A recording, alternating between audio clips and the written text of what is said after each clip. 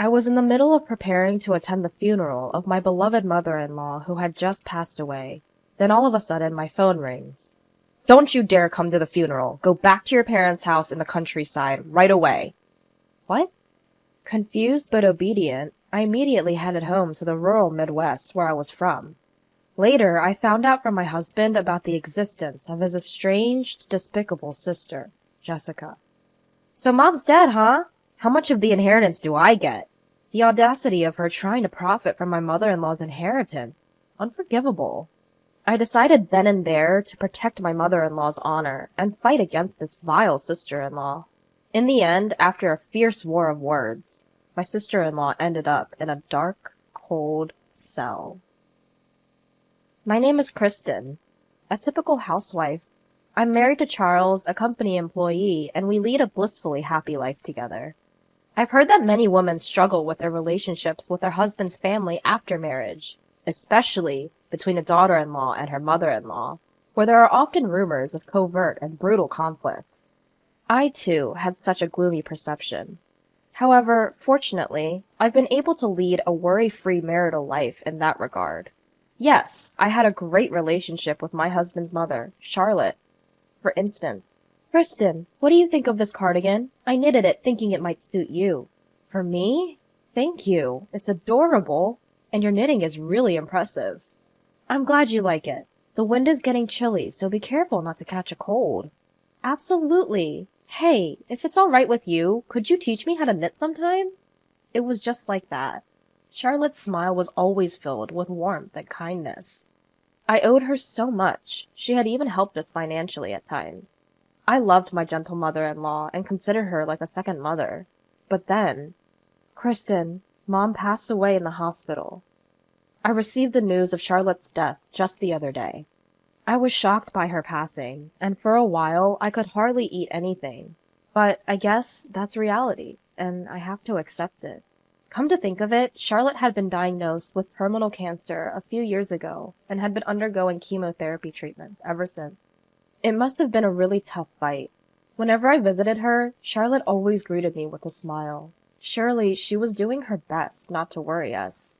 I couldn't stand around just crying for her. I decided to send her off with a smile.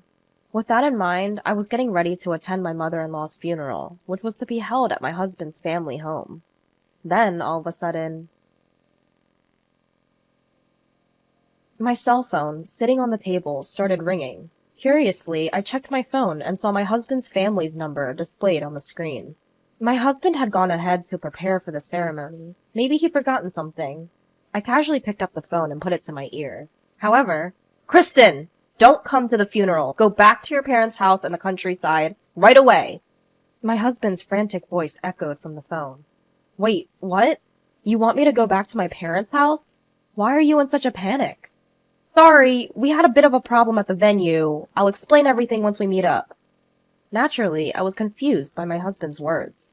What on earth was he talking about when he said problem? And I'd never seen him so flustered before. "All right, calm down. For now, I'll do as you said and head to my parents' house." "Take a cab. I'll be right there. Bye." With that, he hung up. Truth be told, my mind was filled with question marks. But if Charles said so, there must have been a good reason. So I changed my plans to go from my husband's family home to my parents' house under significant pressure. "Kristen, what's going on? Today's Charlotte's funeral, isn't it?" "Well, come in first. We'll talk inside." When I explained the situation, they were just as puzzled as I was a moment ago. However, without my husband's arrival, there was no way to elaborate. We nervously waited for my husband to arrive. About an hour later, my husband burst into the house. "Kristen, are you okay?" "I'm fine, but what happened to your hand?" Looking, I saw that my husband's hand was wrapped in a bandage. My husband touched his injured hand, making a terribly difficult expression. Next, he started to explain what happened at his parents' house and the whole circumstances surrounding it. Apparently, my husband has a sister 3 years older than him named Jessica. But this Jessica was a very undutiful daughter, causing troubles for the family from a young age. It turns out she's had more run-ins with the police than one could count. His mother, Charlotte, never gave up on such a daughter and always kept apologizing to people around them.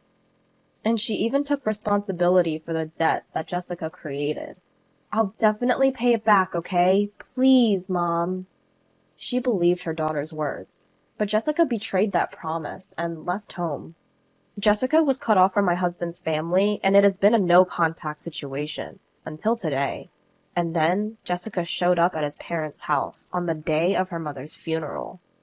After so much time, one might think she would have grown a bit.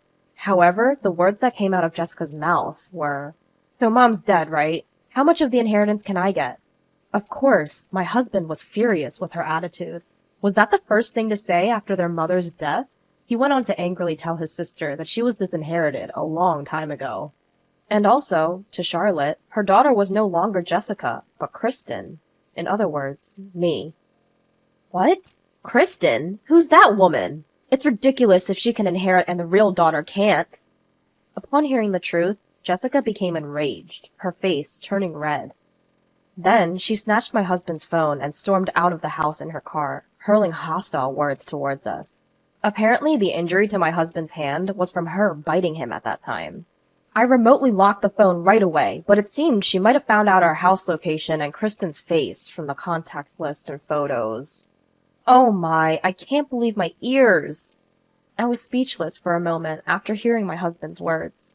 I was surprised to learn for the first time that Charlotte had a daughter, and it was even more shocking that she was such a terrible person. "I'm sorry for hiding about my sister. It's my family issue. But now—" My husband apologized with a pained expression. We were thinking of how to deal with the situation, trying to cheer up my distressed husband. "Well, we should probably stay away from our city home for a while, just in case," he said. "Is our rural home address safe?" "Yes, I didn't store that information on my phone." So for precautionary reasons, we decided to stay at our rural home. And then, as the new day dawned, the sun rose and the chirping of the birds filled the air. "I'm off to work. If anything comes up, give me a ring on my spare phone." "Okay, have a good day." I watched my husband drive off to work, a smile on my face. But inside, I was a whirlwind of anxiety. What if my sister-in-law showed up? What if she attacked me? These worries tormented me constantly. Whenever I closed my eyes, I saw Jessica's raging face at my husband's family home. But to my surprise, life at our rural home was peaceful. Day after day passed without incident, and time flowed tranquilly. The anxieties and tension that had bothered me were gradually subsiding, now barely a flicker.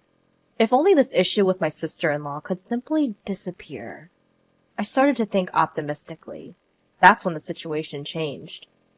"Excuse me, is the couple Charles and Kristen at home?" That day, a police officer from the local precinct came to our house. What's this about?" I hesitantly asked, filled with a dreadful premonition, and it turned out to be spot on. Apparently, our city home had been burglarized.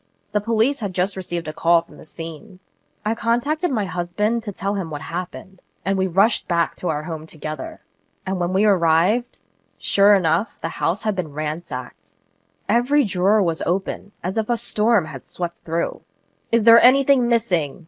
the officer asked. "Well, let's see." Urged on, we checked the inside of our house, under the supervision of a police officer. Our bank books and other valuables seemed safe, for now. However, a few $100s that should have been in our dresser were gone. By the way, according to a neighborhood investigation, a suspicious woman had been spotted around here several times over the past few days.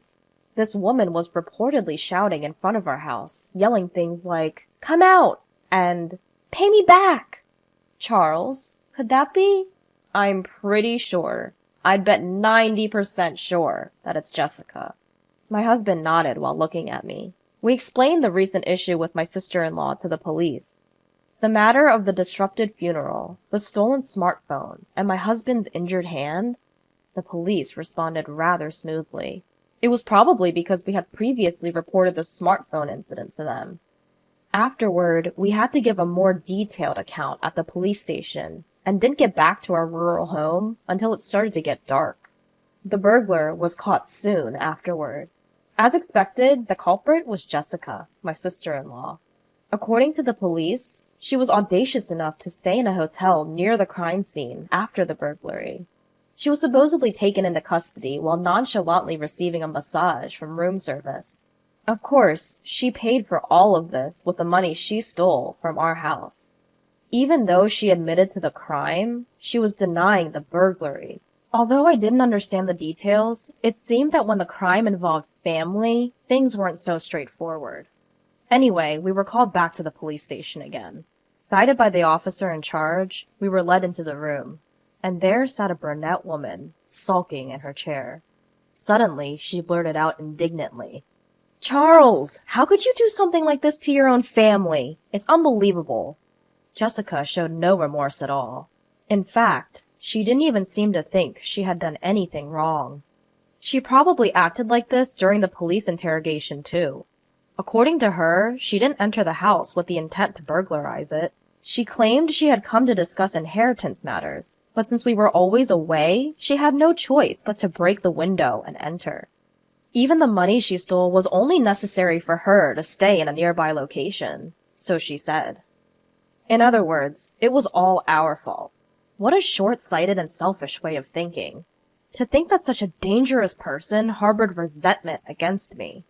If I had bumped into her while I was alone, who knows what could have happened. The thought alone made me shudder.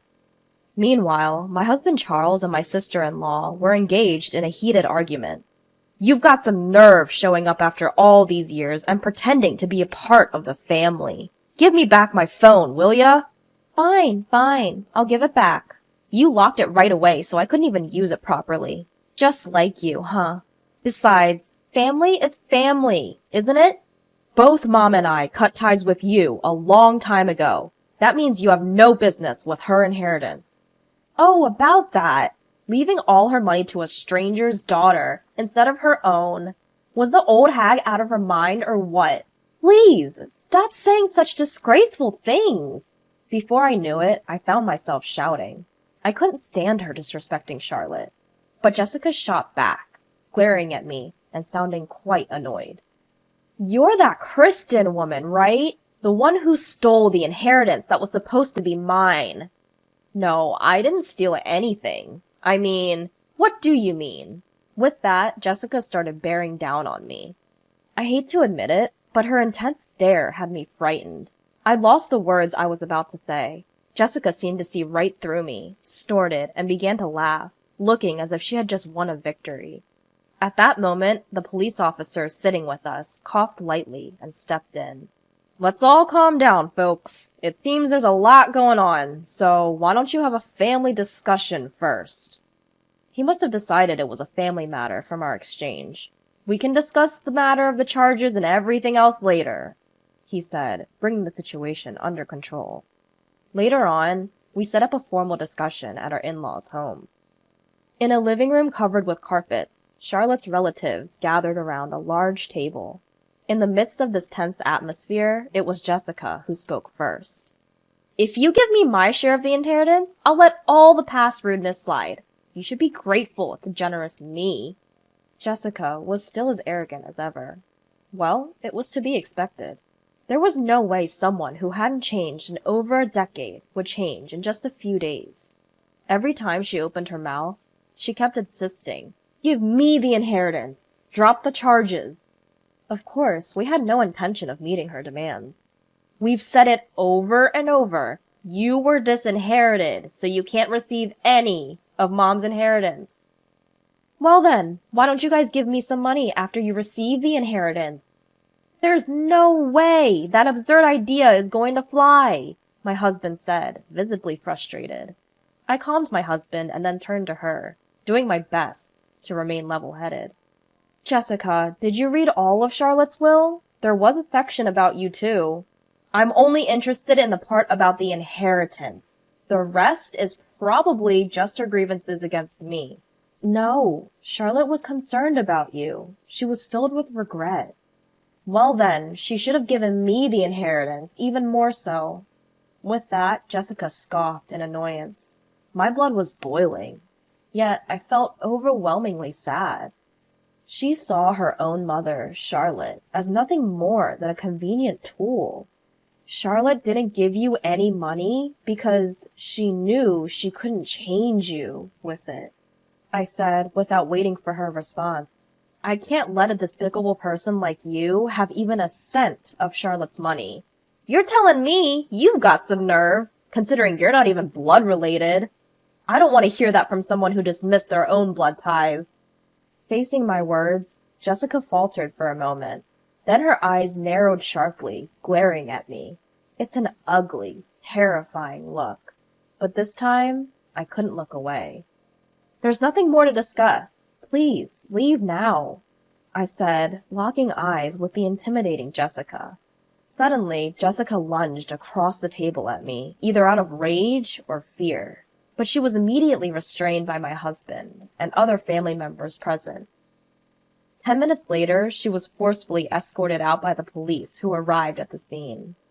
All the while, she continued spouting off insults, but by the time she was put into the patrol car, she had completely lost her spirit, slumping her shoulders. Afterwards, I heard Jessica ended up in prison. Our report of the incident had been officially accepted. Apparently, Jessica had a large amount of debt from loan sharks. It seemed that her obsession with Charlotte's inheritance was due to this hidden circumstance. Regardless, she is expected to lead a miserable life, never to see the light of day again. She just doesn't understand a parent's love. She made her bed, now she has to lie in it. We were reflecting on the recent events in our home, which was finally neat and tidy again, after a long time. As my husband offered incense in front of my mother-in-law's portrait, he said, "I was surprised, Kristen, to see you argue so bravely." Well, that's because I read mother-in-law's will again. The truth is, I had read my mother-in-law's will again the day before talking with my sister-in-law. I hadn't really had the time to thoroughly go through it before. The will was filled with Charlotte's passionate feelings, almost like a letter. Every word she had written stirred me up. Charlotte had always been concerned about her child. Without leaving a single grudge, she worried about her well-being, and she bravely departed for heaven, hoping for our happiness as a couple. She would have wanted to do many things for her real daughter. As I held my cardigan tight, I started to tear up thinking about my mother-in-law. Seeing me like that, my husband tried to cheer me up. "Kristen, would you knit something for me too?" "Sure, I'll show you mother-in-law's knitting technique," I said, wiping the tears from the corner of my eyes with a smile. "We'll make good use of her inheritance." From then on, I vowed in my heart to live a happy life for Charlotte's sake as well.